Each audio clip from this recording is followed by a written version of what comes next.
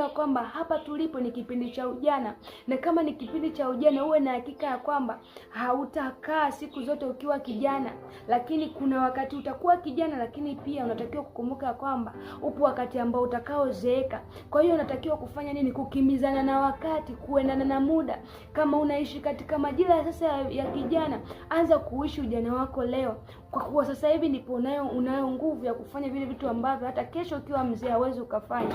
Hasa wengi tumekuwa tukijisahau na kuhisi ya kwamba katika ujana tutaishi milele. Ni kuhakikishia kwamba hauwezi ukawa kijana milele, kwa sababu hata mzee ambaye leo unamuona unasema kwamba ni mzee, sio kwamba tu yeye alizaliwa tumboni kwa mama yake akatoka akiwa mzee, hapana.